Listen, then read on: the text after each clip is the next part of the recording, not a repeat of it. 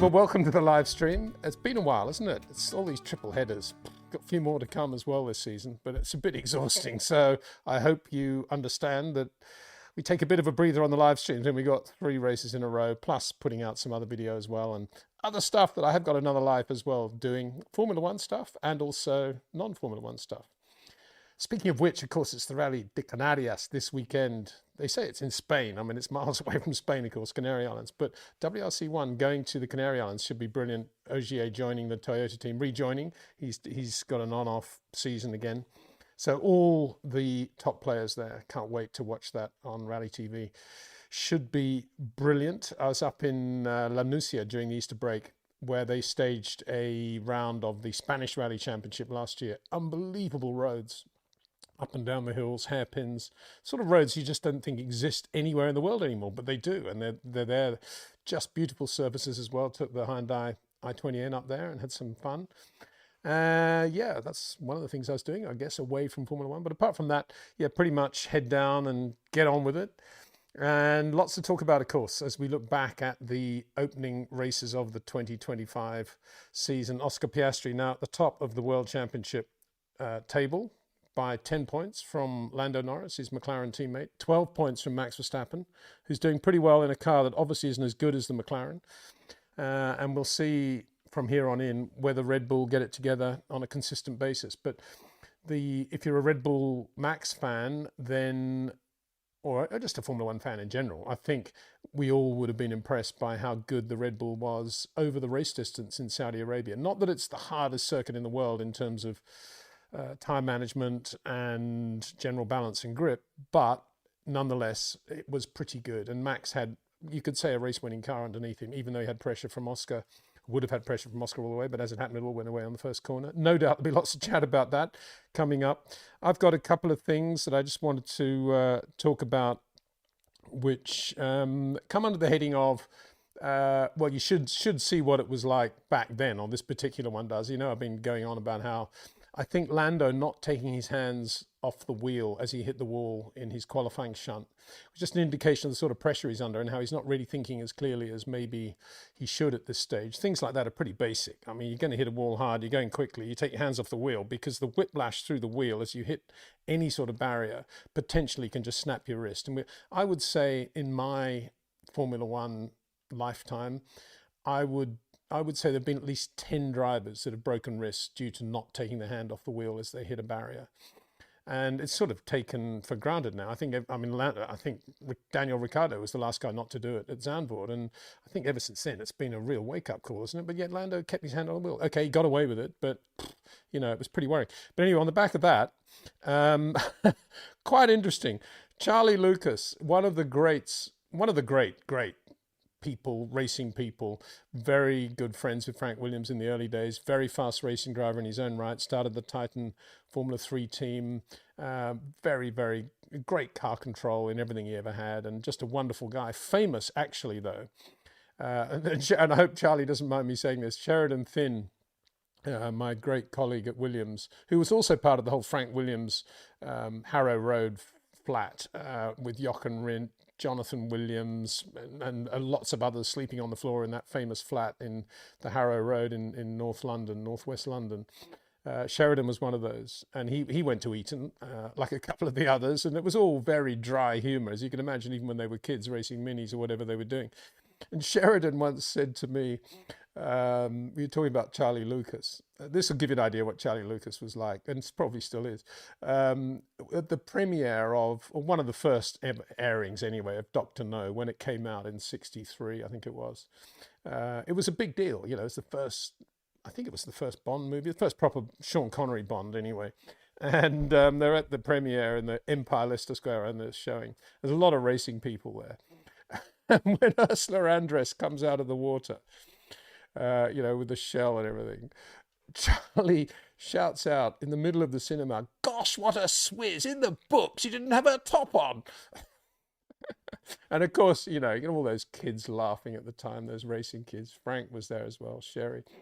And yeah, and so it goes on. Anyway, Charlie sent me this picture of Frank Owen Williams. Here he is Hands off the wheel. This is Roskilde Ring, I think it's about 1965. And Frank's racing, that's Frank in number 24 there, racing his Cooper Formula 3 car. He wasn't bad, he had a couple of, certainly some top tens, and I think he won a race once in England, I think, and he had some podiums. He was pretty wild, but pretty good, wild, as you can see there. So he's actually going against the flow of the traffic, as you can see. Hands off the wheel there, Frank. Yeah, no chance of broken wrist there. Not quite sure what he's trying to say to the other drivers, like, watch out, you're about to hit me, or not. Keep away. Yeah, good old Frank. Yeah, brilliant. So thank you very much indeed for that one. Charles Lucas also points out that race was the famous race where he was actually entering a car, Formula 3 car, for Peter Gethin, who went on to win, as you know, the 71 Italian Grand Prix for BRM, but great McLaren Can-Am Formula 5000 driver, great Formula 3, Formula 2 driver, just brilliant in everything he did. I was a big fan of Peter Gethin always. And his father, of course, Ken Gethin, was a jockey who raced in the Grand National. So, yeah, sporting blood in the Gethin family. And for many years, sadly, before he passed away, he ran the racing school at Goodwood. Before Goodwood sort of was rediscovered and rebooted, it was a lot of Peter Gethin hard work there. Anyway, according to Charlie Lucas, Peter Gethin, well, there was a big drama at that race because there was some sort of police arrival with a paternity suit brought against Peter Gethin, and Charlie said he had to evacuate Peter Gethin in the boot of his Ford road car to get him out of the circuit. They were the days, as you can say, as we always say, don't we? Other news?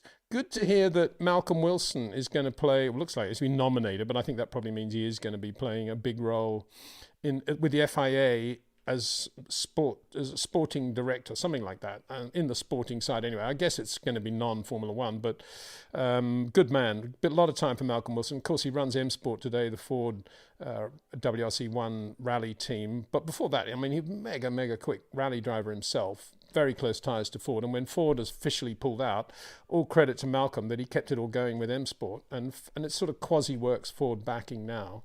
Not much quasi, but not much works either. But nonetheless, they have the Ford name, obviously, and they do a very good job considering the limited budget they're on. And great to see Malcolm Wilson there being given an opportunity with the FIA, and for the FIA to be employing somebody like that, I think speaks quite well of what they're doing, certainly on the rallying side anyway. Malcolm will have some good ideas, I think, on how to get rallying sorted. There's a little bit of unrest in rallying at the moment, with drivers not doing interviews after the first day, or I think after every stage, actually, throughout the rally of Kenya. And I think that's not just about the swearing thing. It's about uncertainty with the regulations and various other things. So I think that will be a step in the right direction, big time. So that's good.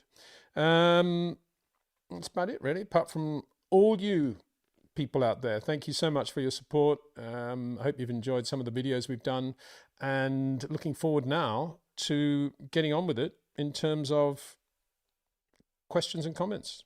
There's lots in the chat room at the moment, so forgive me again if I don't get through everything. I don't know any other way other than to start at the top and try to end at the bottom, jumping up and down when there's a super chat. So I'll be doing my best. But here's the first one from Lou Sequoia. Hi, Lou. Thanks for this. Hi, Peter. Big thanks for being with us. Well, thank you.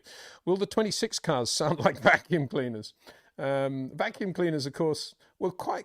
The sound of vacuum cleaners in motor racing were actually quite cool when they were around. I mean, we're thinking of the turbines mainly. They were described as vacuum cleaner type noises. And of course, we had the Lotus 56 Indy cars, which transformed everything in India from the high revving, well, not necessarily high revving, but the V8 Offis and Fords suddenly to go to the turbine was a major culture shift. But everybody loved it. It was just like this. And then we had the Lotus 56 Formula One version of that, which nobody really talked about very much because they just accepted that turbine was an interesting thing, and let's listen to it. But now we got a completely different thing, of course. We've got 50% electrification coming in 2026, and that means only 50% of the power, in effect, is going to be from an internal combustion engine. Talking to the engine engineers so far, they're all reasonably optimistic that they will sound not a lot different from where we are today. Maybe different pitches and hums and hues, but I think in general, there's not a particularly scary prediction at the moment of where it's going to go. I mean, the worst scenario probably, well, it could be a great scenario actually, will be if the sound is terrible and they start to get some sort of artificial sound going on. And what would it be? Would it be a flat 12? Would it be an H16 BRM? Would it be a V16 BRM? Would it be something from would it be a 24-cylinder Fiat from 1908? Or, it could be anything. I mean, let's get going with that. It'd be quite funny, wouldn't it? Watching Lewis going around in his Ferrari sounding like a BRM H16. No, but that won't happen, obviously. But I think probably not anyway. You never know these days. But in general, they're optimistic. I mean, I'm not an engineer. I don't know. Yeah, it is a worry. I agree. But at the moment, touch wood. It's I'll better touch some wood. It's looking as if they're reasonably confident. But thanks for that. AB.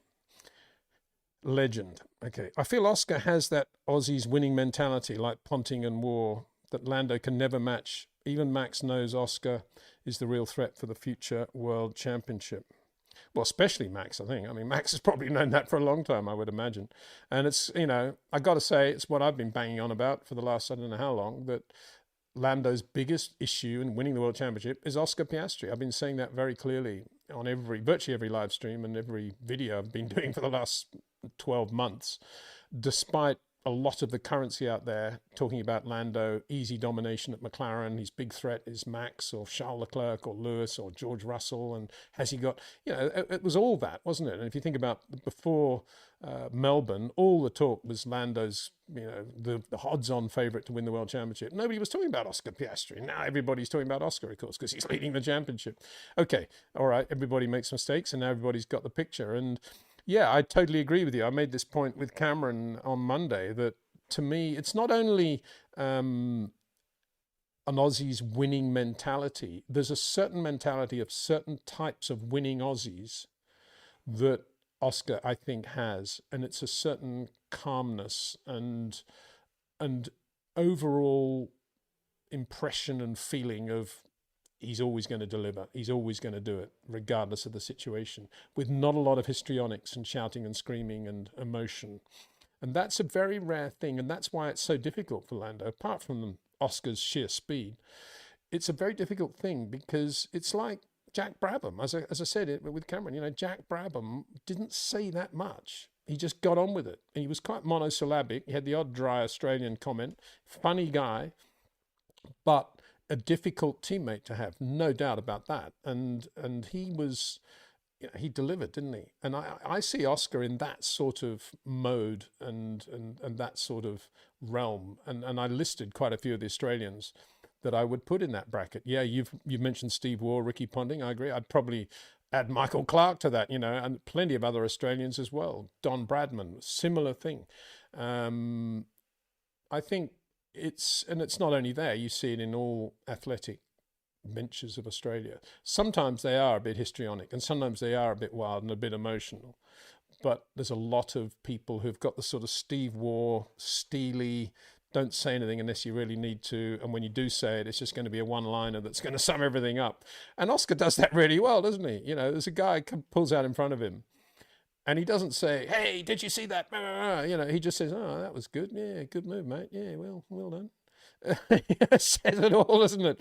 And, I think he was very, very cool in the way he handled that turn one situation in Saudi Arabia. It was just like, there wasn't a rise in decibel. It was just like, yeah, well, no way he was going to make the corner there, mate. Yeah. And obviously Max was going to defend his side of the ring. There's no doubt about that. But down the inside there, it was all Oscar's corner by third gear. And sadly, that's another subject, of course, going down that particular tangent, which is, I personally think the pole winner should be allowed to choose which side of the grid on which he wants to start. And it wouldn't be that difficult to do it.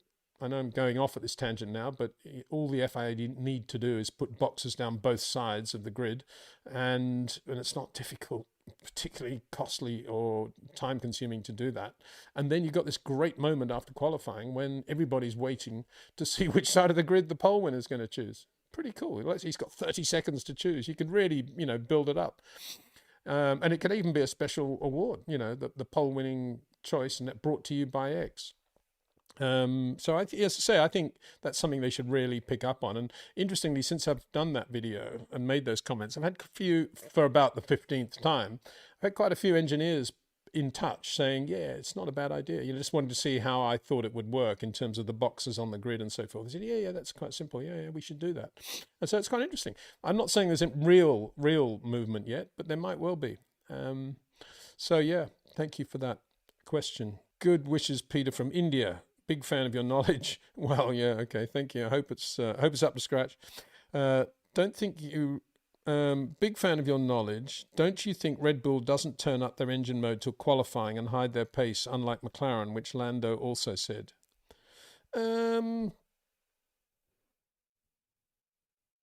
Well, I think they do. I think, yeah, but nobody else does. I mean, when you run a qualifying spec car, it is within the realms of what you can adjust. It is a qualifying spec car. And if there's a little bit more you can get out of the engine, you would do that. There's nothing new there. I think because Mercedes have, I don't know how many teams. They've got, Williams, McLaren, obviously the factory team. That was 3, isn't it?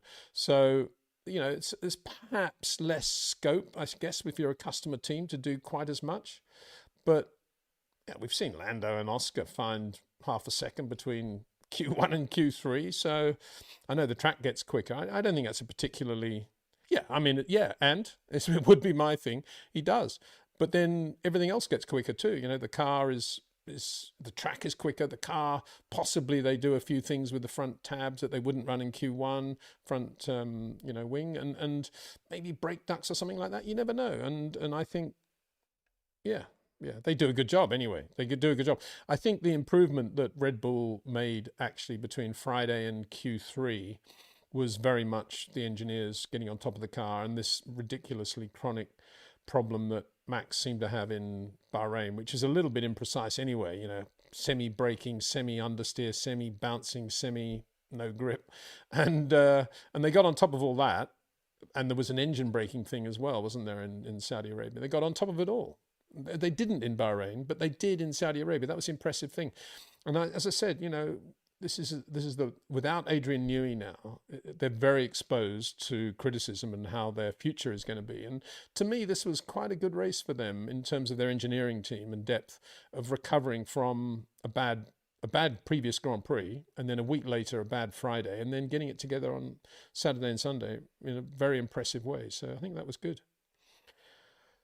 Tinny K. Hi, Peter. I'd be interested in your insights on the relationship between tire grip, mechanical grip, and downforce. Can one be used to counter the lack of another?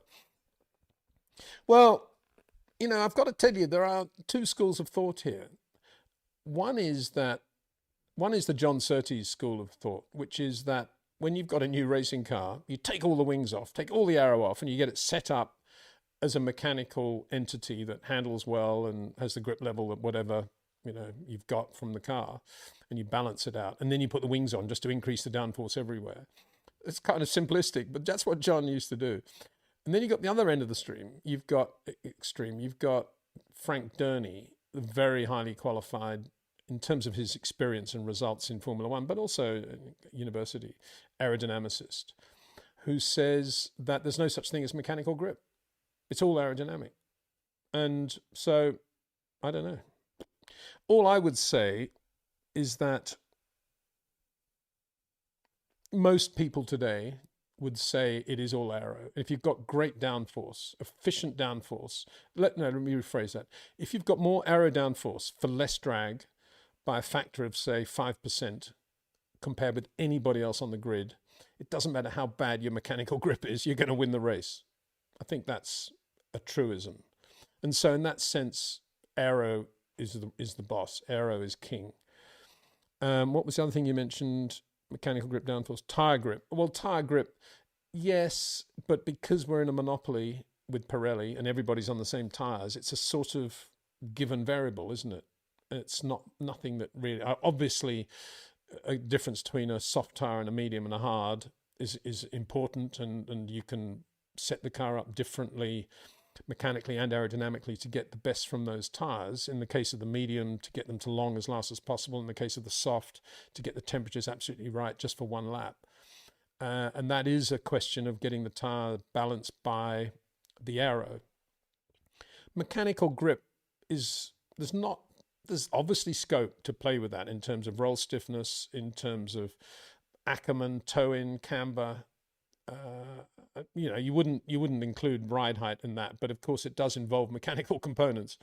And so mechanical grip and also tire pressures, I guess you could say, are part of mechanical grip as well. And there's still, within the realms of what you're recommended to be running, there is still a little bit room for playing around. So yeah, mechanical grip is there still, but it's got nothing like the same scope of adjustment as a 1970s Grand Prix car, even a 1980s Grand Prix car. So it's a different deal today in that sense. Aero is king. That's what I would say in general. And as I said, if you've got more efficient aero than anybody else, you're going to win the race. AB again, it seems Oscar is best matched on the grid to have a wheel-to-wheel battle with Max in a Max style. Leclerc and Lando too soft for Max. I'm not sure Max would agree with that about Leclerc. He might say that about poor old Lando. But Leclerc? No, I don't think so. I think we haven't seen a really good Max versus Leclerc in virtually the same car in terms of grip and balance and where they are on tyres for quite a while. But my feeling is that Leclerc will be giving Max, if he's ever in that situation, he'll be giving Max just as much as Max can give him. But getting back to Oscar, I think Oscar's a different sort of driver to Max. He's more of a classic racing driver in what is acceptable and what isn't. Whereas I think Max is more of a sort of, I don't know, he's more of a sort of karting, he will get past no matter what type driver. Whereas Oscar, I think there's a little bit of the Steve Waugh in that aspect of him as well. It's, it's got to be a classic move. And he did a greet move, didn't I? I can't remember who it was. I think it was around the outside of somebody in a place I'd never seen anybody pass, even in Saudi Arabia. Yeah, I mean, he's very, very good. Very good. But I would say this, with all the euphoria now about Oscar leading the championship, 99 points, is that he has longer corners than Max. He brakes later than Max in order to be able to maximize that wide approach to corners. And that showed up in Sector 1. That's why Max was always quicker in Sector 1 in Saudi Arabia, because there's more scope there just to do a little bit with shorter corners. I mean, I didn't go on about it. To me, Saudi Arabia is a bit of a lash up of a circuit, and we're talking about chicanes here and stop start, but even then, a good short corner driver in a car with good grip and balance will beat a good long corner driver.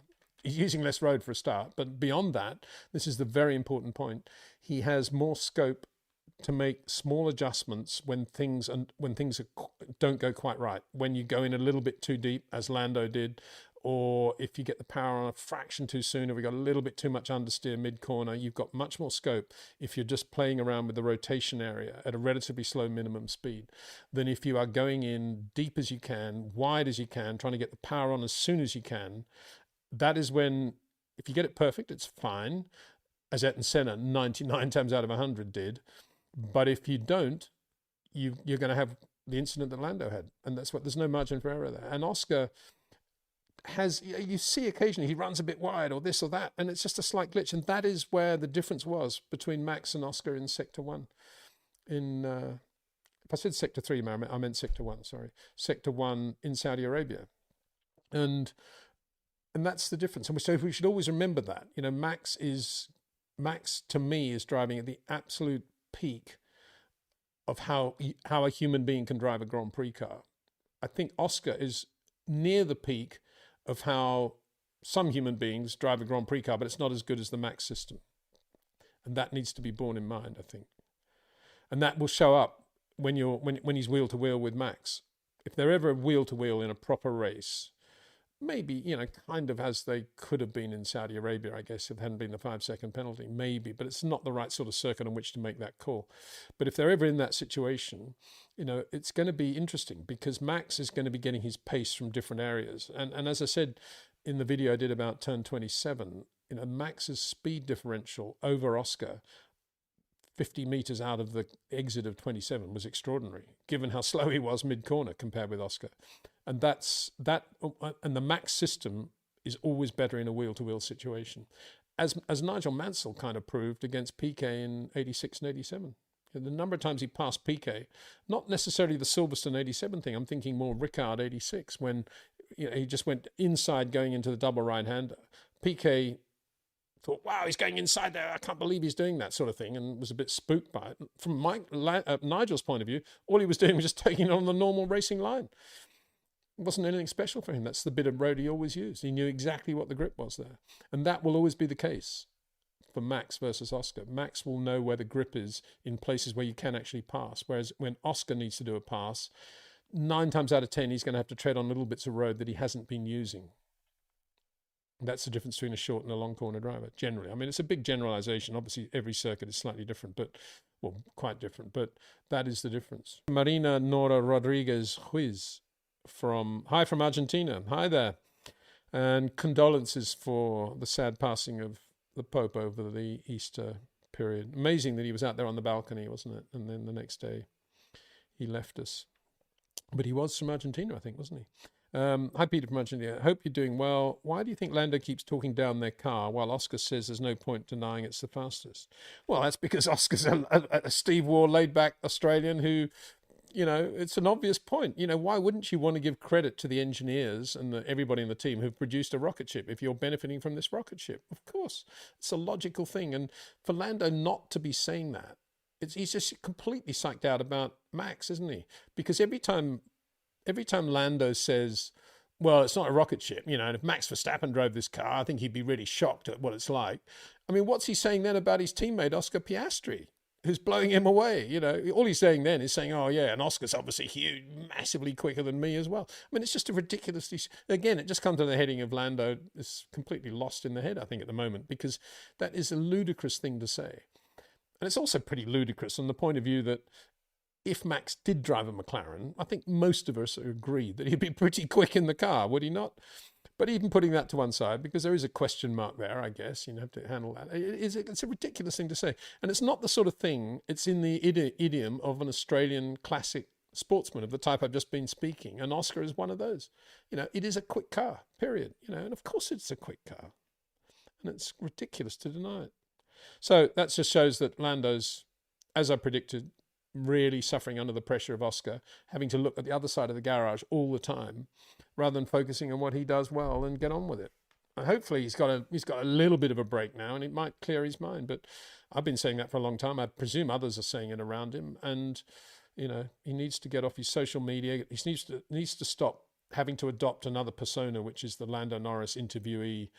I'm saying this, I'm saying that. How should I present myself? Or get rid of all that and just become a race driver. And he can do it. He can still do it because it's what he was initially. But he's lost at the moment. Alessandra Durango. Hi, Peter. Lots of talk about the difference between Lewis and Charles' driving style and if that can compromise the development of the car. What is your feeling about that? Well, there's a massive difference in style now. I always thought Lewis would relax and become very much the driver that he was in prior to 22. Now that he's at Ferrari, enjoying life, and finally knows where his career is going to go in the last couple of years, enjoying everything that comes with being a Ferrari driver and obviously having a pretty good race car underneath him most of the time. But he hasn't. He's still the driver that he was in the unfortunate, uncomfortable Mercedes years from 22 to 24. And so that's one thing, and that's the big difference in style. Lewis is in a weird sort of style of late braking, long braking in a straight line, trying to get the power on soon, sort of Oscar Piastri type style, but not on the edge that Oscar's routinely adopting, because Lewis is not confident. He wasn't confident with the Mercedes, with the instability at the rear, and he's got no more stability at the rear on the Ferrari, it would appear, from what he says. And so he's not confident there either. So it's not working for him. And when he says that, I mean, I question what he's actually saying, because what is he saying? That the instability was better at Mercedes because he's pointing it out on the Ferrari? Or is he saying he's really disappointed that the Ferrari hasn't got a much better rear? But why would he be disappointed? Because the Ferrari quite clearly hasn't had a lot of stability at the rear for the last 4 or 5 years. So why did he think it was going to change overnight anyway? So that's the different style. Then you're asking me, is that a problem for the development of the car? And in theory, it's not a problem, because in reality, what you want are two different styles of driver. So you've got as much information coming in from the two of them that you can condense into something that makes sense. Obviously, if one is much quicker than the other, as Charles is at the moment, then you're always going to go down the route of Charles Leclerc, of what he thinks is the next thing they need to work on for the car. But in general, having two different styles of driver, like Mansell and Piquet at Williams, very good example, or Prost and Senna in '88, another very good example, is a good thing. And indeed, that was to some extent where Lewis was with Valtteri Bottas. He was pretty good on his day, but he was generally a bit wider and asked more of the rear than Lewis was. And that was a pretty good development program for them. But if you take, say, Carlos Sainz and Alex Albon at Williams, they're both quite late turn-in, driving on the rear sort of drivers. And if you've got a car that works for them, that's great. But what they're not getting is the input that somebody like Max or Charles would give them if they really wanted to see how the front was working on that car.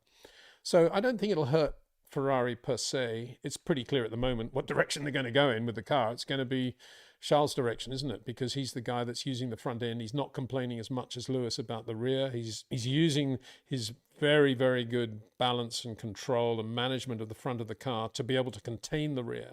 He's using whatever he's got from the rear, as little as it is, to help him with the front. And it takes him a while, takes him most of Fridays to get on top of that on any given circuit. But when he's got there, he's found that sweet spot. But it's a fairly narrow sweet spot, which I think speaks volumes to how well Charles is driving, because he's got a very narrow ribbon on which he can operate, and he's still delivering over a full race distance. I mean, look at the 8th disqualified 4.43 in the last 3 races. That's very impressive, isn't it? Very impressive. So, yeah. Sarash Soman, hi Peter. Hamilton is unable to manipulate the car like turn-in with brakes and short corner entries. Is it a force of habit that he's not able to get back to short corner driving from 22 onwards? Force of habit, it's a force of habit, yes. It's also lack of confidence and shock at how quick Charles Leclerc is, and a bit sort of confused as to what to do next. And as I said I think in a previous live stream, the previous one to this actually, that I think the other factor which we should always bear in mind, which I always have borne in mind whenever I've said, I think Lewis is going to really enjoy Ferrari. He's not going to win world championships there if it's a championship winning car, because that's going to be Charles Leclerc, but he will win a race or two, and he will relax in these last few years of his life, and it's a great way, his career. And it's a great way for him to sign off from Formula One. Red overalls, pasta, F40s, whatever you want to do. But I think the qualification for that is that he's 40 years old. And if it's not a question of reflexes, of eyesight, of bravery, or anything like that. When you're 40, you think more about things than you do if you're 21, particularly if there's a choice to be made on the edge of something. And you think more about, well, the downside is if I lose it here, and I'm going, I don't want to hit that curve. You just think a little bit more about everything you're doing. And so that in turn takes away the gut instinct feel of just getting out there and driving the race car. And that's what I think Lewis doesn't have. He may get it back.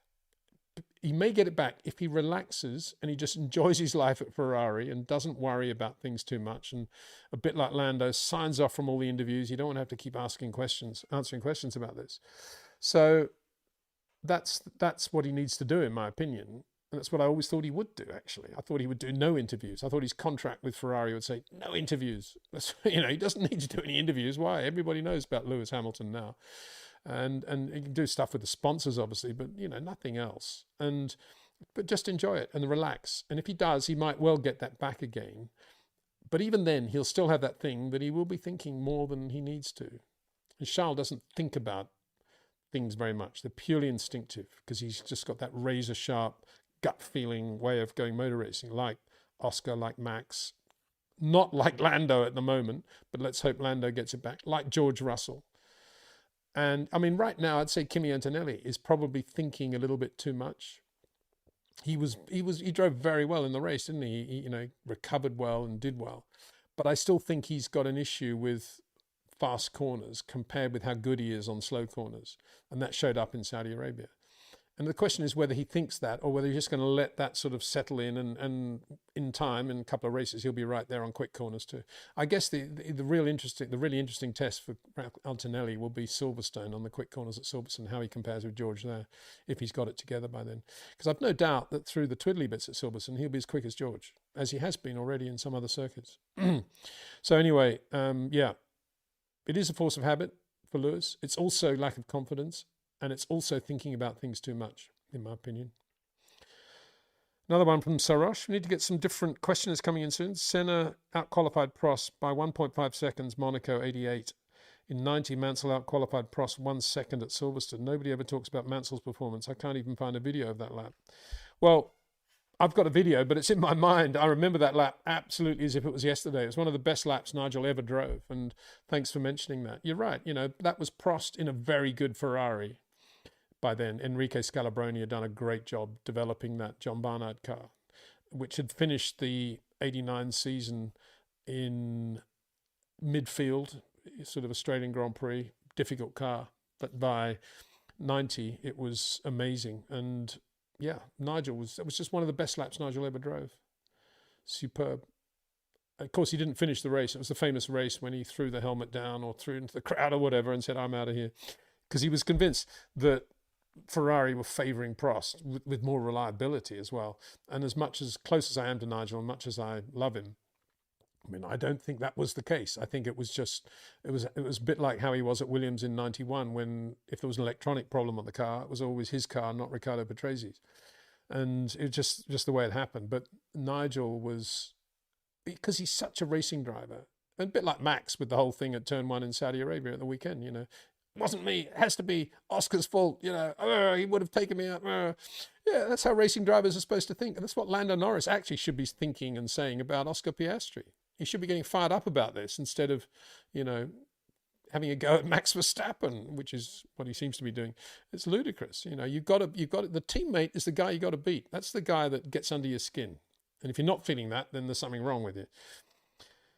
AB again, Peter, I don't think Horner tarnishes his reputation. Don't you think Horner tarnishes his reputation and Red Bull's by sticking and backing Max, no matter what Max does, just so that Max is happy? Well, you say that. I thought he did quite a good job of calming Max.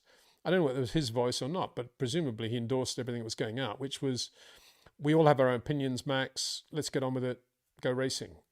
And I thought that was pretty good, because if he was what you were saying, which he's always sticking and backing Max, he would have been on the radio revving Max up, saying, "Oh, that was unjust. We're going down to the stewards now. We're fighting this, Max. There's no way." He would have been doing all that, but he didn't.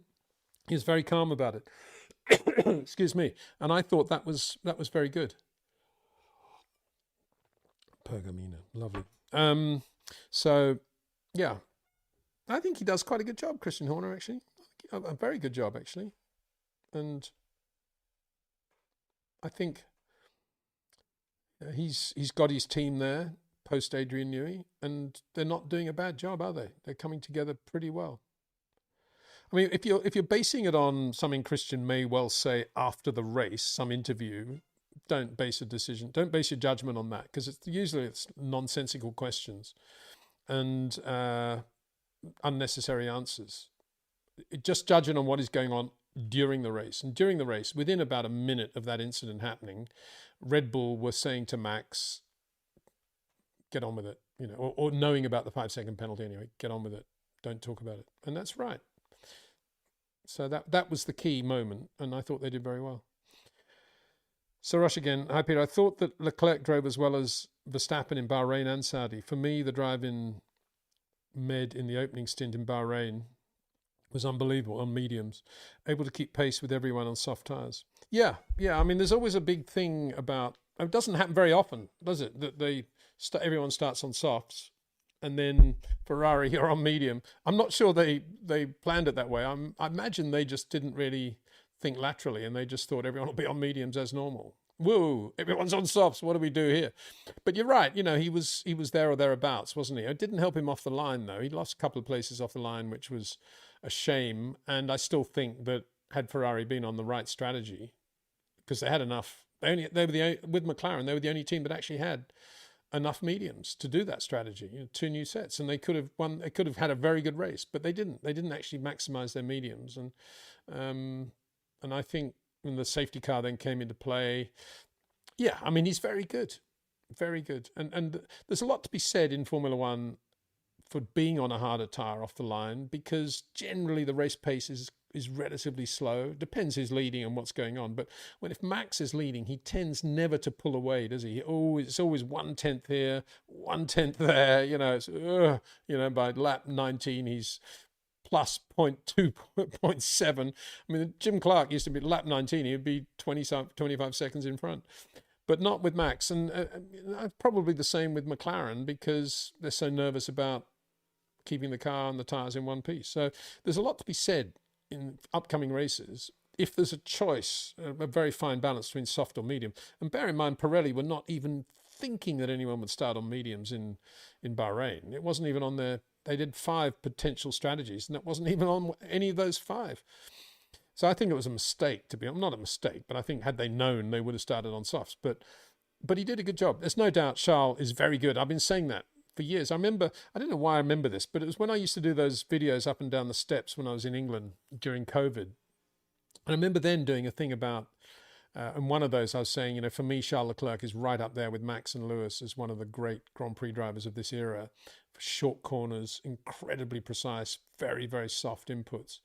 And I remember getting some feedback from a viewer saying, what a load of old nonsense. Charles Leclerc is never, ever going to be in the same bracket as Hamilton and Verstappen. And I just thought, wow, have they been watching what's going on? And it was clear to me long ago, Formula 3, Formula 2, how good Charles Leclerc is. And he's driving, what you're seeing Charles Leclerc doing is what Max does when he's not in a race-winning car. He's driving that well. Beautiful. Ikeni Okiwi. Hi, Peter. Do you think Formula One can put those huge sausage curbs on the outside of Turn 1 to prevent such incidents as like in Saudi, or Alonso just goes straight as he wishes at other tracks? I'm not sure sausage curbs are the answer. I'm still nervous about sausage curbs ever since the Alex Peroni incident at Monza, when it basically just pitched the car into the sky and he hit the top of the guardrail upside down. And of course, it depends what angle you hit the sausage curb. But whenever I see that word sausage curb, I tend to sort of duck and run for cover, to be honest. No, you just need to have a few concrete walls there, don't you? That would solve the problem. I mean, when this whole business of track limits came into Formula One, I think it was still, Vettel was still in Red Bull era, wasn't it? It was that sort of time. And I remember Rob Wilson saying, what are they doing? They just need to put a fence up there, put a wall there, it'll stop them. And he's got a point. If there was a big concrete wall, if there were same walls as they got on the other side of Saudi Arabia, Jeddah, Corniche circuit, 6 gear S's with nowhere to go. If they had that, it would be a different first corner, wouldn't it? Well, but if they had that, I can tell you what would have happened. Max would have had to have filtered in behind Oscar. That's what would have had to happen. No question about it. And but of course, you always want safety to improve, not go backwards. So they'll never have a wall in case somebody hits it. And that's that. But, it is, you have to think about, the racetrack is the racetrack. And it comes down to the whole Kimi Raikkonen thing, being the only driver ever to have beaten Rob Wilson over 1 lap of Bruntingthorpe. But as Rob points out, he knocked over a cone when he did that. And I say, well, that's only a cone. Yeah, but it's the racetrack. He put a wheel off the track. No way, that lap didn't count. Kimi, of course, says it didn't count. It did count, and that the cone was incorrectly positioned or something, I think was his argument, something like that. Or he didn't say it in those words. It was, the cone is wrong place or something like that.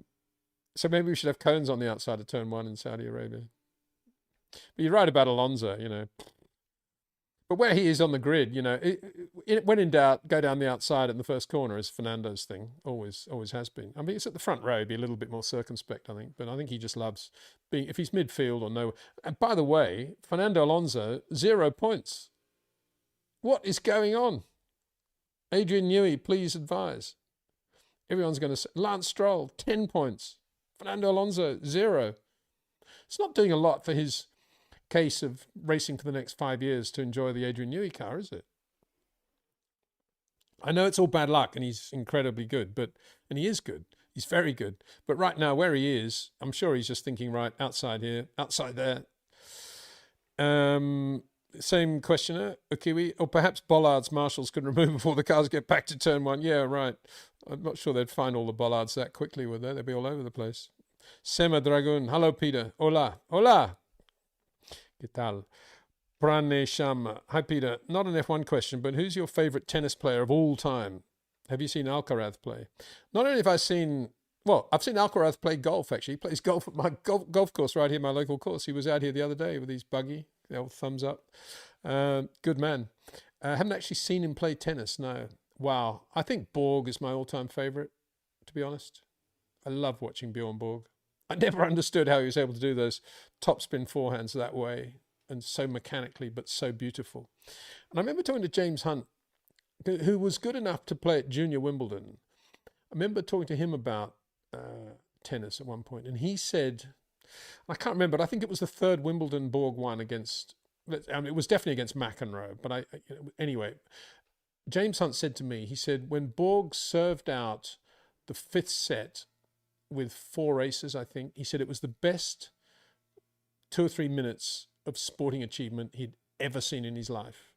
And for James Hunt to say that, I thought was quite impressive. And I was always a Borg fan. I always wanted to beat McEnroe. And I love the feeler thing and the headband. And I met him a few times after, and relatively recently. Met him at Monaco, had a good chat to him. Lovely guy. A bit lost, I think, but what an athlete. One of them, so I think Borg, and let me think of some others I can throw. I like Pat Rafter too. Huge Pat Rafter fan. All right, thank you for that. I love questions like that. Sujith, hey Peter, Lewis's buddy Robert Kubica, welcome Lewis to the Ferrari family officially.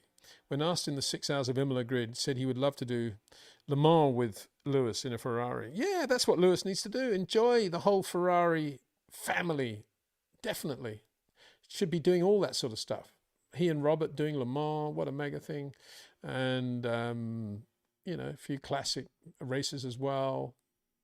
Get a nice 250 GTO and go and do classic Targa Florio or something. Yeah, of course he should. Brilliant.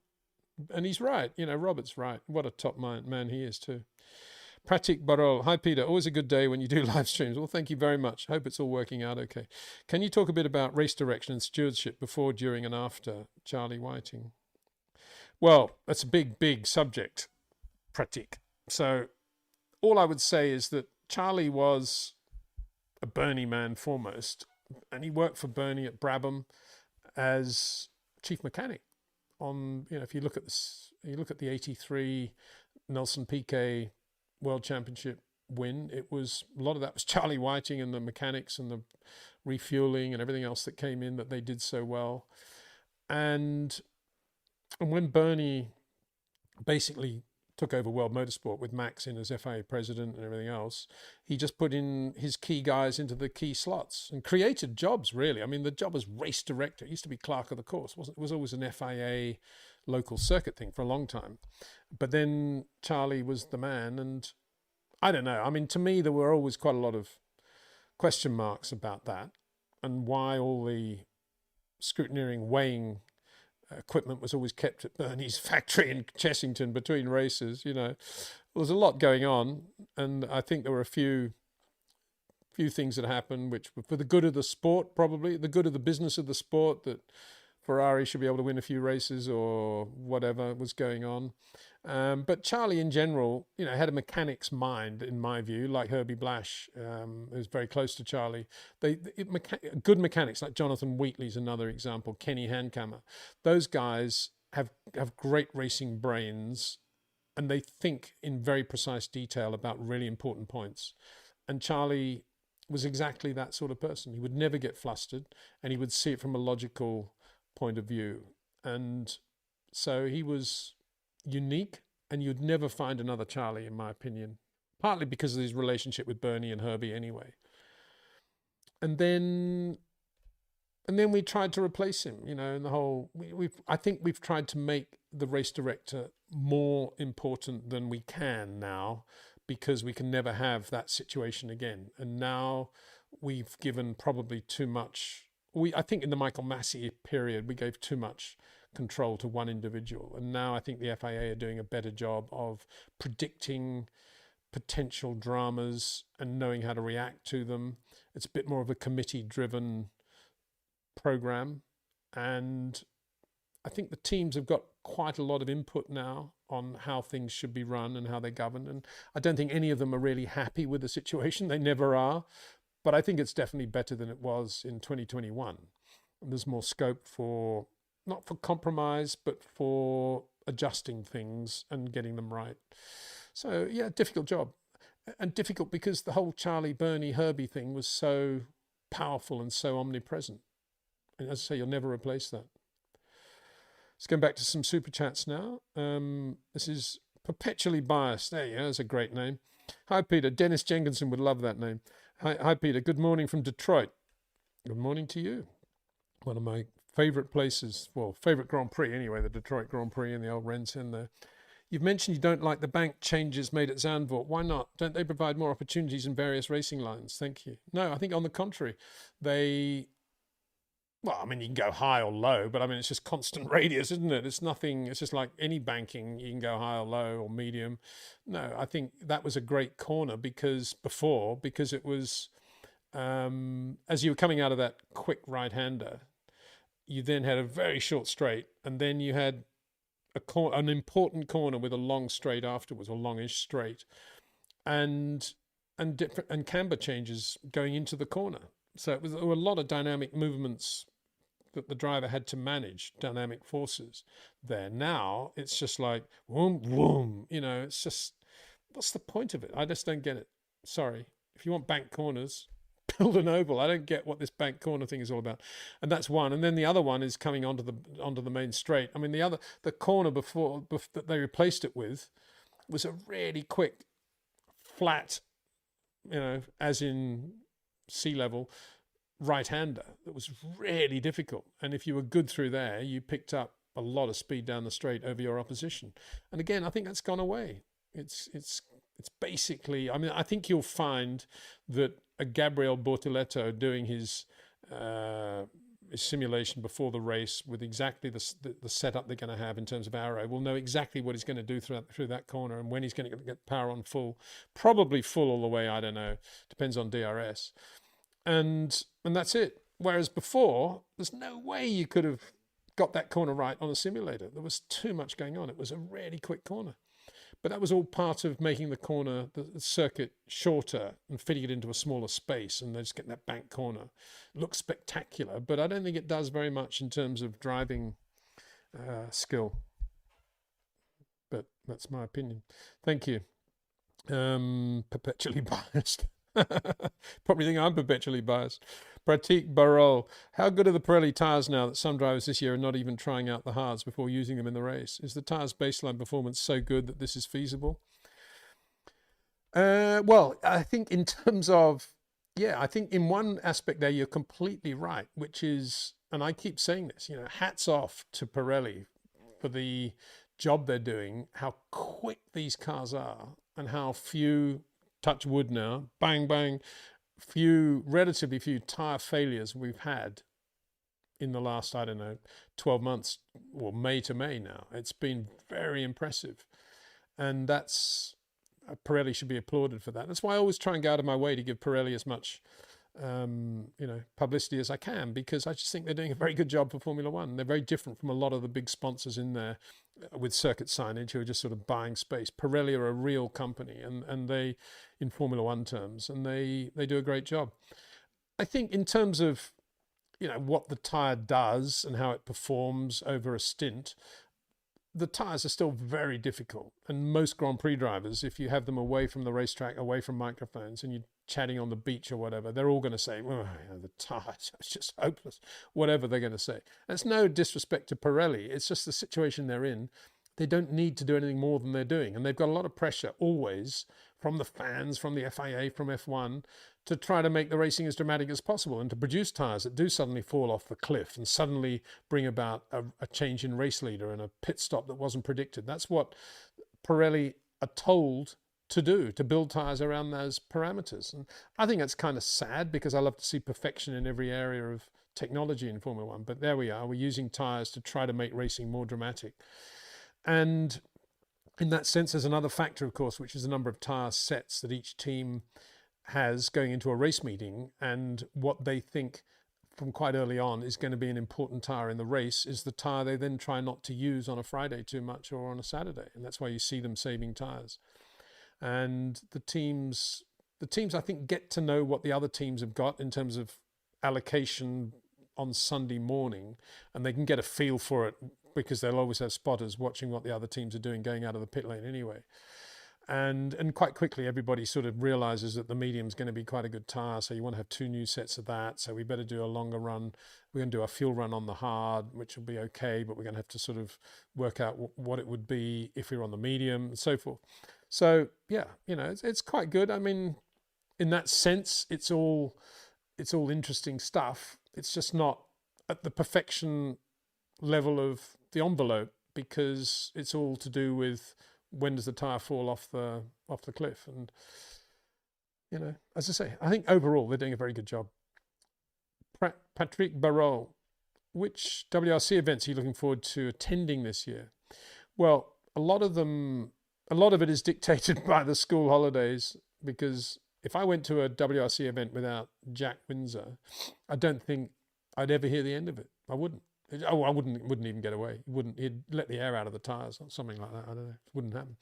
So at the moment we're contemplating maybe a quick weekend dash to Sardinia, which is not in the holidays, because we just love to go to Sardinia. If not, it's going to have to be, it's going to, for sure, the Rally of Finland, and is it Estonia, I think, before that? Do those 2, they're in the holidays. Maybe Portugal will be another weekend trip as well. But so it's a bit frustrating that the Rally of the Canarias is this week and not last week when we had the Easter holidays, because we would have been over there for sure, but not. Anyway, also looking forward to going to some other events as well. I mean, that's the great thing about rallying, that, if I could only get to 2 Formula One races, I'd think, my favourite drivers, I get to see them there. But then I could, if in a perfect world, as it used to be, you'd think, oh yeah, but Charles Leclerc's driving that Ferrari Le Mans car at Imola, and then there's Max Verstappen's going to do that touring car race in Zandvoort, and of course George Russell will be doing that round of the BTCC. I'm going to go to all those and watch those guys driving there. Of course, you can't do that anymore. You can in rallying, because guys like Neuville and Formo do local events as well, and if you keep on top of it, you can get to see these guys in those local events as well, which is brilliant. It's another, I say, great thing about rallying. They haven't gone on that path of exclusivity. Noah Simao. Hi Peter, with current testing limitations, do you think it would help Lewis to get out on track in a decent road car just to reconnect with his feel for short corners again, or is that too simple?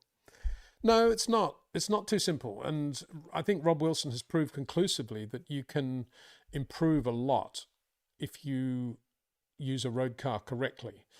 We're talking, has to be manual transmission, has to be nothing too quick, has to be something that'll last for 2 or 3 days and not blow up after half an hour, has to be something in which you can talk. And you have to have somebody good alongside you, like a Rob Wilson, to be able to say, no, that felt good, but that wasn't right. It was too much of a jolt here, or you came out of the brake pedal a little bit too abruptly there.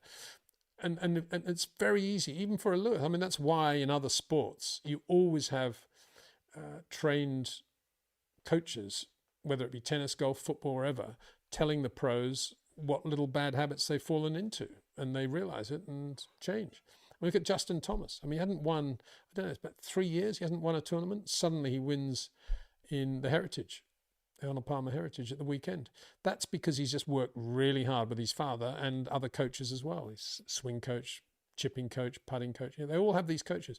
In Formula One, the coaches are basically the race engineers reading out the telemetry to them and saying, oh, yeah, he's a bit quicker in the middle of the corner. I'll tell my driver to go a bit quicker too. It's not going to help somebody like Lewis. He's got to be in a situation where he's got a guy like Rob Wilson who knows what he's doing and watching and feeling and seeing, tapping him on the shoulder and saying, no, that's wrong. Let's sit down. Let's talk about this. And it needs to be somebody who's also got the bravery, is that the right word? Who's definitely got the confidence to be able to do that with a driver like Lewis, because a lot of people would think, well, 7 times world champion, how can I tell him what to do? But quite clearly, he does need to be told what to do, or certainly, whether he'd find it on his own, I very much doubt it. I think he would just go and do what he does. I think. I may be wrong. He's very self-critical, but I don't think he's detailed enough. I don't think he's ever understood how he drives. I don't think it's a bad thing. I don't think Max really understands how he drives. I don't think the great drivers do. They just do it.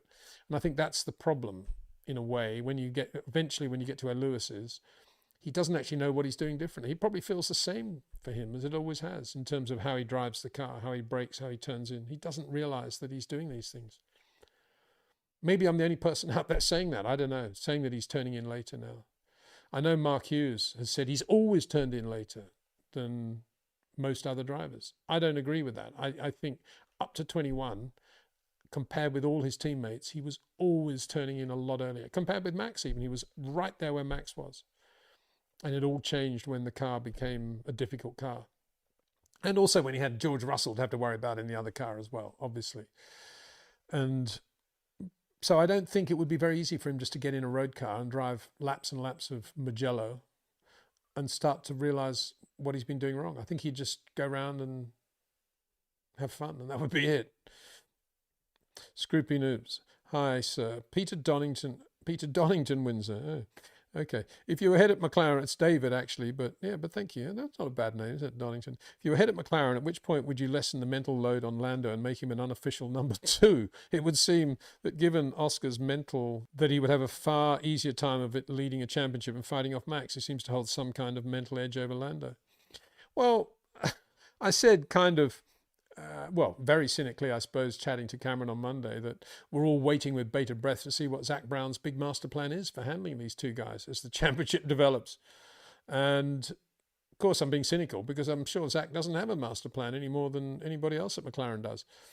And I was chatting to a race engineer about this yesterday, actually, because they were giving me a hard time about it, saying, you can't give McLaren a hard time for choosing the best 2 drivers they can get, and Oscar's out there doing a great job. And I've never said that he isn't quick or wouldn't do a great job. All I've ever said was, if you've got Lando Norris, and his family have plowed a lot of money into his career, all of which McLaren have managed and controlled extremely well, and then you've got Lando winning Grand Prix and feeling over that he's the driver, then you don't go and get rid of Daniel Ricciardo and put Oscar Piastri in the other car. You're happy with what you've got and you make it work.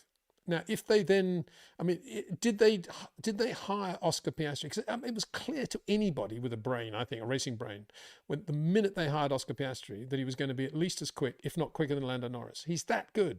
It's clear from day one. That's why I've always said that. The guy's really quick. He's much quicker than Daniel Ricciardo. And so when they made that decision, did they make that decision because they'd come to their own conclusion that Lando was never going to be good enough to win a world championship, regardless of how good a car they gave him?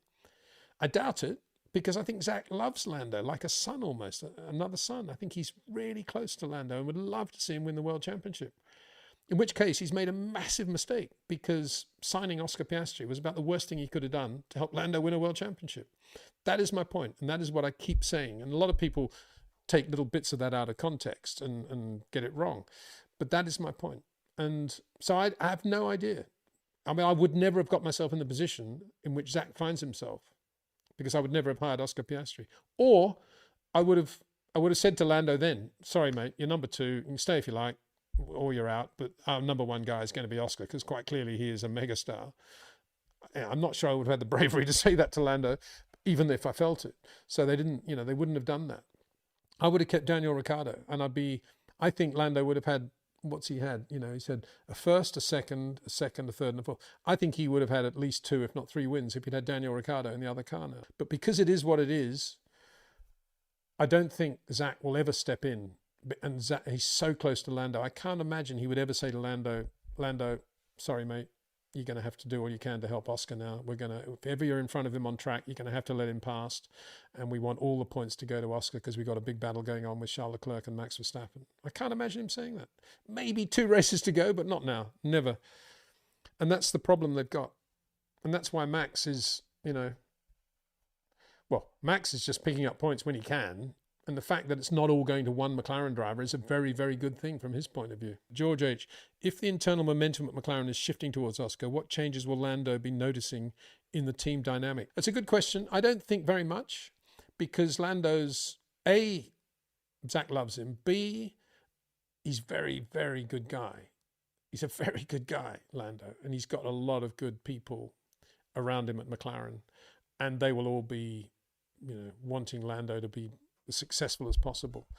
I think in the garage, obviously, between every team, whether it's Lewis, Charles, whether it's Max, even Yuki now, there's competition between the mechanics. I think Mercedes try to water that down, but I think that's unhealthy to do so. I think it's very healthy to have that competition. And in the garage, I think, I don't think it's much different. I think from the minute Oscar showed how quick he was, I think Lando's always had to look across to see what's, proverbially, metaphorically, look across to the other side of the garage. Whereas with Daniel, he never had to do that.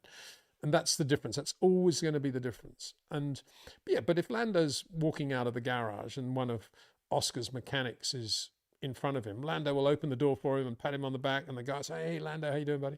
It's all going to be normal. Nothing will change on that. And McLaren are very good like that too as a team, I think. And you've got to remember the history that Zach Brown has with Lando. And deep down inside, if he wants a driver this year to win the World Championship, it'll be Lando Norris, I would say, given how closely they've been working over the years. And as I say, how much the Norris family's invested in the whole Zach Brown McLaren future. It's all working out beautifully. Let's do it. So Debbie Maffio says, Crash Stappen can't handle competition. All right. Thanks for expressing your opinion. Not sure I agree with that. I think Max is pretty good in all areas of the racing drivers' vernacular, whether it be fast corners, slow corners, or handling the opposition. Okay. This is Faith, another super chat. Faith Yuzbazioglu. Sorry for my pronunciation. Hello, Peter from Istanbul. Hello there. Great circuit there in Turkey. Shame we don't race there anymore, I think. Max seems a little frustrated these days for not being able to express his opinion the way he wants to. Do you think holding inside and giving fake answers is good or bad for his mind? Thank you. I think it's frustrating not to be able to say exactly what you think at any given moment in any walk of life, is it not? And Max obviously needs to be fairly circumspect about what he says that involves the FIA or the officials or any decisions that are made. But at the same time, he's pretty good at not really worrying too much about interviews or being too much in your face about racing and his image and saying things about other drivers. He's always fairly low key on that and just gets on with his karting at Ghent and goes racing, doesn't he? And so I don't think it's a big deal for him, to be honest. And he probably quite likes the fact that, he's got an excuse not to have to say very much.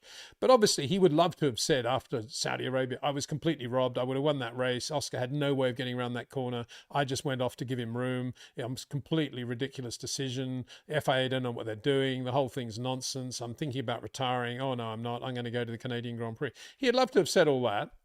But of course, what's the point? Because it won't achieve anything except upset everyone, and Red Bull were quite right to say to him, don't say that. Of course he's going to say that because he's a racing driver. He's going to feel that. But then he's going to put it behind him and he'll go to Canada and he'll try and win the Canadian Grand Prix. Simple as that. So, yeah, I think, people, to me, it wasn't even worth asking Max after the race in Saudi Arabia what he thought about that incident, because it was so clear about what he thought, A, and B, we knew that in the instant response, and B, what he was going to be doing anyway. He wasn't going to be saying anything. So why did people even bother with it? I talked to him about something else. Like, how good a start would he have made if he'd been on the inside? That would be a good question. I don't think anybody asked him that. Alex M says, what is a short corner? I often go karting and I'm open to suggestions. Well, I don't want to ever say I've dealt with that, but a short corner is basically realizing that the corners join the straights, and the longer you can make the straight going into a corner and coming out of a corner, the faster you're going to go. Make the corners as short as possible. In order to do that, you've got to adopt a very different style of driving. You've got to be focused on a rotation point, which is your minimum speed. And at a rotation point, get the car going in without understeer and coming out without oversteer. So the rotation point requires a lot of patience. But more importantly, it involves a massive amount of skill and soft touch and feel for the throttle, the pedal, and the brakes, and to manage the inevitable understeer going in, and to rotate the car at exactly the right rate and direction for the exit you want for the longer straight you've created coming out. In my opinion, only about 10 drivers in the history of Formula One have achieved that level of perfection. But I think we're seeing one now, Max Verstappen, and Charles not far behind him, and Lewis was somewhere near them both, if not alongside them, up until 2021. But I don't think anybody else on the grid at the moment is near them in that area, although Oscar Piastri and Kimi Antonelli on slow corners looked to be going in that direction. Case of Antonelli looks present tense. In the case of Oscar Piastri looked past tense, because I got the feeling that they kind of led him down, the engineers led him down the path of Lando Norris, who's a much wider turn-in, geometrical apex sort of driver. Hope that makes sense. Ed Slaughter, I think you've done a really good thing here, Ed, because you've reminded me about Peter Brock. Absolutely, totally in the mode of Pat Rafter and Don Bradman, Jack Brabham, and Steve Waugh, and of course Oscar Piastri. So yeah, absolutely. So there you go. Benzie News' showdown. Going back to Peter Brock, actually, very, very close friend of Alan Gow. I knew Peter pretty well from early days in Australia when he was actually racing his Austin A35 with a V8 in it or something ridiculous. And then I re-met him through Alan, who was very good friends when he came over and did some racing in Europe. Alan being one of my buddies as well. And we had a Starbucks with him, with Peter, literally the day before he flew back to Australia to do that rally in Western Australia, historic rally in Western Australia. And yeah, and he was just captivating. You know, he was, as you say, he wasn't Jack Brabham in that he was not monosyllabic, that's for sure, but he was very cerebral and very calm and very spiritual, actually. So yeah, lovely guy, wonderful guy. So good at what he did. So good. Very good racing driver. He could have been Formula One, like Frank Matic, you know, another Australian that could have been right up there in Formula One had he made the choices at the right time. Giovanni Locatelli. Mansell never gets the respect he deserves because he always looked like a bogan getting ready to smoke weed out of a bong. Mansell was just a tough guy racer that didn't care for the show. Not sure about the analogy there, but anyway, I accept that what you're trying to say is probably summed up by the last sentence. And no, of course he didn't care for the show. He was scared about driving the racing car and being first. And if he wasn't first, it was somebody else's fault. All racing drivers should think that way. This is from Ayrton Senna, 1989. That's a good name to have. I think George Russell is the dark horse for the title, maximising every race. All he needs is a slight performance gain from Merck, and he's there. You're not wrong. George is never going to go away, is he? And he's right on the limit every time he's in that car, and he's getting the most from the car. He's not making mistakes in the races. He's driving beautifully. Justin Grieger. Hi, Peter. Is it likely that all 10 teams will be closer with the new regs next year, or can we expect 2 distinct halves again? It's a very good question. I think more than anything, we can expect some team that hasn't been doing very much suddenly to have a very good car. That could well be Aston Martin, for example, obviously with the Honda and now with Adrian there. I think you'll suddenly see some teams going very well and other teams which don't have a great power unit all of a sudden because the power units are changing so dramatically, will be falling backwards. So I think more than thinking, will we have a grid where we've got a split down the halfway mark, I think you should be thinking, or we should be thinking, there are going to be some teams that are going to be really quick out of the box and other teams that won't be. That's basically how I perceive 2026 at the moment. I suppose Aston is the logical case, but if you take a team like, I don't know, Sauber, who seem to be right at the back at the moment, going nowhere, in theory, they'll probably buy some components from some of the other teams, maybe some Renault bits. And in theory, Audi know quite a lot about doing this engine, even though part of the recovery system has not been adopted because they didn't want to give an advantage to Audi. In theory, Audi should have quite a good power plant. So, there's another team that might not be last at every race, that's for sure. David Basilui. Hi, Peter. Your income is always welcome. I think you mean input there. My income is not very much, so I'm not sure you would welcome it. It seems that Aston Martin is giving up the 25 season after the Alonso interview. Well, what can he say? Quite obvious the car is not going anywhere. And so I presume that was in response to somebody saying, when can we expect the car to be up the front, Fernando? And he probably said, well, don't hold your breath on that one, mate. So, yeah, no surprise there. Obviously, they're thinking more than any other team on the grid, 26, roll on, because we got Adrian and we got Honda engines, so exclusively as well. So it should be good. Noah Simao says, Netflix and social media has created these type of people. I think you're referring to the people that have been quite bullying on the chat today. There's another guy saying, I don't rate Daniel. I mean, this is so ludicrous. I do rate Daniel Ricciardo, and if you look at the videos I've put out over the years, you'll see how much I rate Daniel Ricciardo. What I didn't think was that Daniel, post-Red Bull, was ever as quick as he was at Red Bull, and I certainly don't think he was as good as quick as Lando Norris when he was at McLaren. Okay, end of story. Home Email, that's another good name. If you gave Max the choice from Miami onwards to drive another car, but not the McLaren, which do you think he would choose to best battle for World Drivers' Championship? I think the Red Bull. He's already won a race with it, and he almost won Saudi Arabia. And the team is probably still the best team in Formula One in terms of how they operate in the pit lane, in the garage, overnight, getting things right when things are wrong. So why would he leave there? No way to go anywhere else, I think, apart from McLaren. If he can't go there, Murillo family, fishing. Peter, been a big fan since the 80s. Thank you so much for your contributions to motorsport. Well, thank you very much. Very nice to hear that. Thank you. Pavan K. Peter, in your opinion, could unsettle Max as a teammate? You mean what teammate would unsettle Max Verstappen? Well, anybody that's pretty quick, like a George Russell or a Charles Leclerc or an Oscar Piastri, possibly a Lando Norris.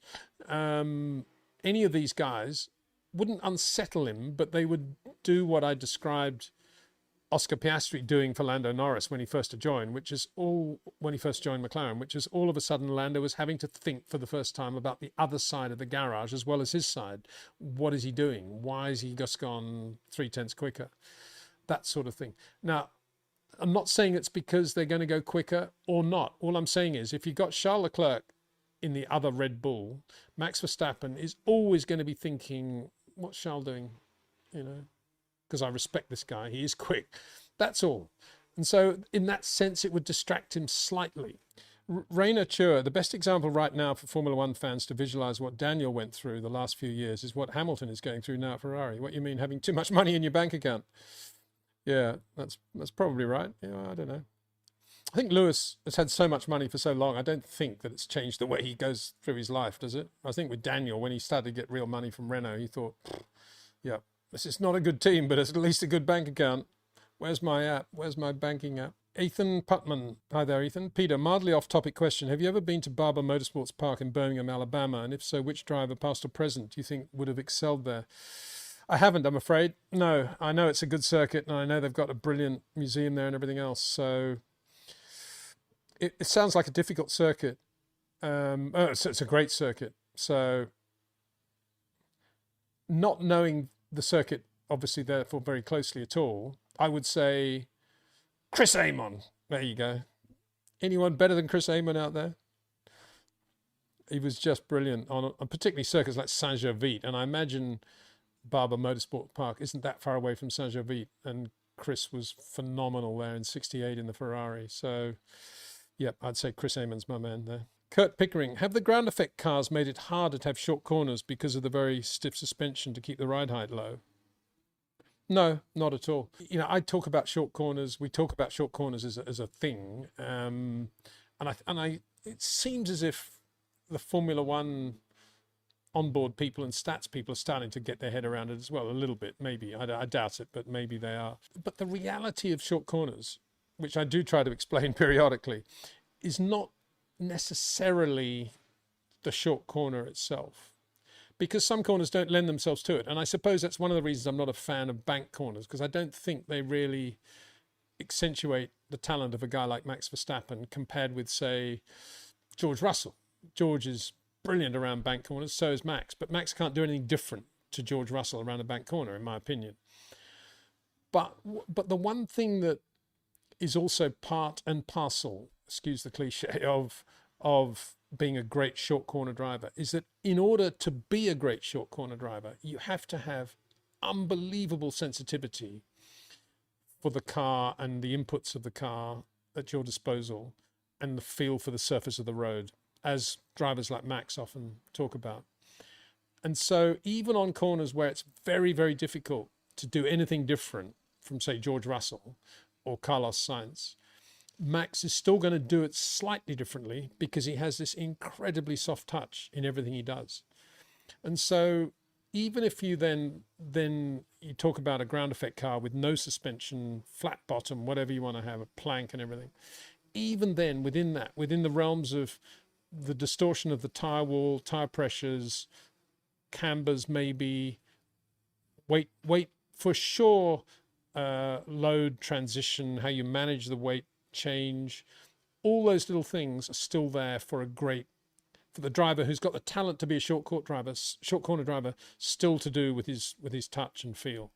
It's all still there, 100%.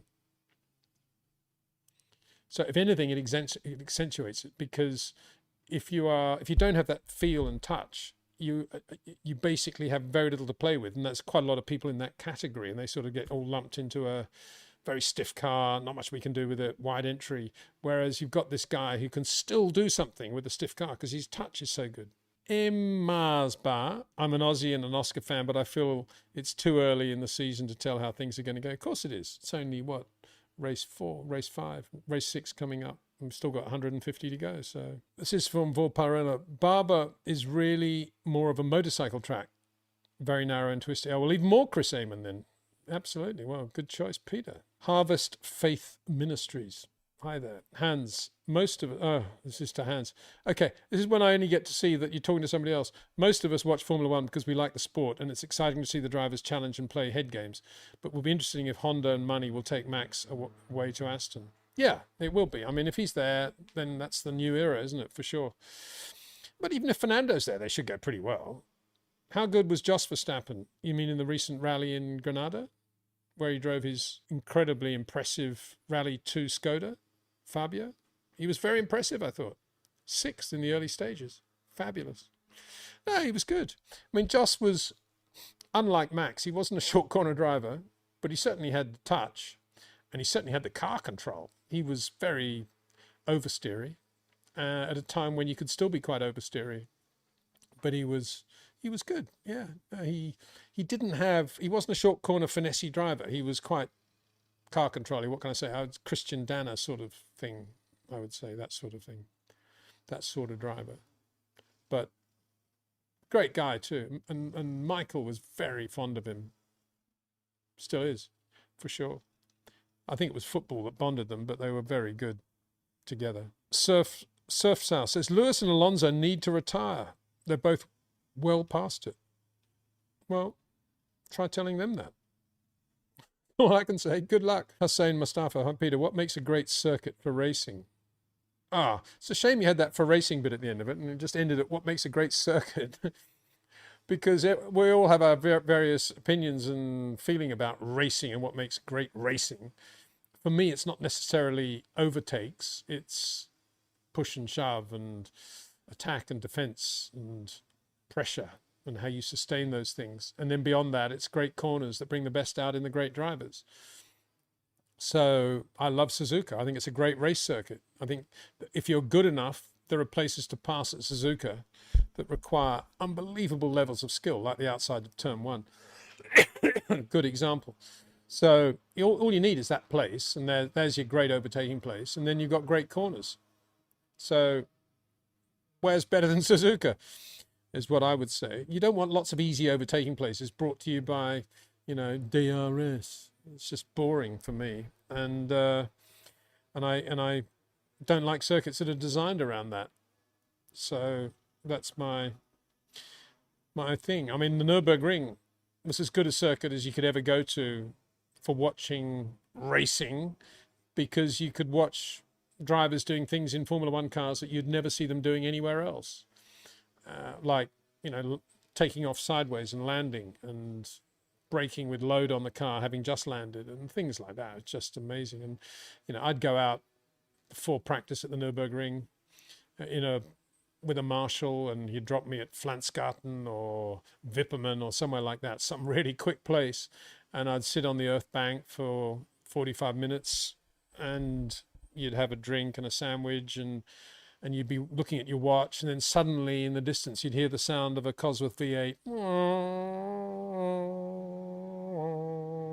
and then it would get louder and louder, and you'd wait another, 5 minutes, and the car would just go past, and it would be a Brabham BT44, all 4 wheels in the air, Carlos Pace, whatever, and just those moments, even though it was fleeting and it was gone, the build-up was part of it, just as the build-up of Max having the 2 McLarens was part of the race, not necessarily overtaking him, but just being pressure, being there all the time. And that's what is racing for me. So Suzuka, Nürburgring. I've never put Spa into that, not because Jim Clark always hated Spa, but because I've just never been into the whole Spa thing, really. If it wasn't for Gilles, obviously I'd still have a soft spot for Zolder. I think that was a pretty good circuit, actually. Some nice corners at Zolder. Today's calendar, Monza is still a good circuit, I think, for everything. There's a reasonable chance of a decent motor race. Plus, I love braking for the first chicane, exit the second chicane, first and second Lesmos, and then the Parabolica. They're all good corners. Silverstone's not bad in parts. It's a bit bitty, but it's not bad in parts. Barcelona, still love that bit out of turn 2, turn 3, turn 4, Barcelona, turn 9, Barcelona. Last corner, Barcelona now. They've speeded it up. So, yeah, still some good corners. But for me, Suzuka does it all. It's got it all. I haven't included Monaco in that. And I would say Monaco is one of the great circuits as well. Because, let's put it this way. If you wanted to take a mate or a relative that wanted to understand why you loved Formula One, and you just wanted to explain it to them and show them Formula One in its rawest, most impressive form, I would take them to Monaco. I'd say, look, see this huge thing here in the pit lane here with people standing around it. This is a Grand Prix car. Somebody's going to drive this tomorrow through Casino Square, through around Tabac and through Rascats. And they'll say, come on, you're joking. And then you go and see it. And it's unbelievably impressive. Again, Monaco doesn't need to deliver place changings and overtakings to justify its existence. It is incredible as an event anyway, that whole principality is closed down for a Grand Prix still after all these years. And then I think you're seeing the talent of the guys that drive these cars in absolute technicolor right in front of you. And I think Monaco is one of the great circuits because of that. Wilf's Wanderings. Hi, Peter. Do you think we've seen the best of Hamilton? Well, a lot of people love to answer those questions along the lines of, I hope not, and which would be my immediate reaction. And I would say no. I think I've still got faith in Lewis that he's going to get it together and he's going to get that feel back. British Grand Prix, Silverstone. Maybe that'll be the turning point. Rishab Sethi. Thank you, Mr. Windsor, for everything you do and how you conduct yourself. Very grateful. Well, it's very kind. Thank you very much. I'm sorry we had a little bit of a stressful moment there with all this stuff going on. They seem to have gone away now with luck. And Mr. PWN Cake. Peter, we need old tracks like Sepang back. Agree. Well, there's another circuit that I should have mentioned. This is trouble when you're trying to think of great things, drivers, circuits, cars. You always forget things. Well, I do anyway. But yeah, Sepang, another great circuit. Wow. I love the first corner sequence there. There you could be on the outside and then be on the inside of the next corner without a problem. Then I loved those quick S's. I think it was 5 and 6, I think. Very, very quick left-hander, then right-hander. And then the last part of the lap was brilliant. And then that long straight parallel to the main straight. It's just a great circuit. Very hot and sweaty, but very good circuit. And often used to rain, which of course is a good thing. Payvan K. Peter, thanks for sharing your knowledge. Try to anyway. Question, if short corner drivers are always faster than geometrical apex drivers is a rule, is it fair to say that Senna was the exception that proves the rule? Well, at the risk of being controversial now, I don't think Prost was the fastest short corner driver we've ever had. I think he was a short corner driver for sure, but I think by the time he was at McLaren with Senna, I think he'd found his sweet spot of how to keep that car on the road at all times and to leave a little bit of margin. So I don't think it was a direct comparison there between the two. And don't forget that the Prost that we saw in 88, and I've just described, was slightly away from the Prost, say, of his Renault era. It was still pretty quick, and he still won some races, a lot of races. And so it kind of bears out my point. You know, he did win quite a lot of races against Senna. Now you say, oh yeah, but what about poles? Okay, what about poles? I don't think Prost ever put it on the line for pole. And I think Senna thought as much about pole as he did about racing. It meant as much to him, and that's fair enough, great. But it never did to Prost. I mean, Prost had a lot more fastest race laps than he did poles, didn't he? So the comparison, I think, actually does bear out what I say, that because he was a short corner driver of great skill, Alain Prost was able still, nonetheless, when leaving margin, to be able to still win a lot of races against Senna. And, you know, against Nigel was, you know, in the same car, Nigel was quicker than Prost by the time they got to Ferrari, for sure, and would have been had he stayed at Williams in 93, for sure. But they were both short corner drivers, but Prost was leaving that margin. I think the other thing is Senna against Mansell in 91. I mean, a lot of people love to write off 92 because Nigel had the active ride and therefore it was an unfair comparison. But in 91, Nigel had his moments with Senna in semi-wet conditions on slicks, and he was right there. So I would say Nigel. And for all those that are sick of me talking about Nigel, you can switch off now because, you know, this is how good I think Nigel. I would say Nigel was as quick as Senna in a passive car, providing it was a good car, as good a car as Senna was in. And I think he was, and I think the reason people don't believe that today or don't talk about that today is because there was an aura about Senna from day one, which grew and grew, and then obviously massively exploded when he sadly lost his life.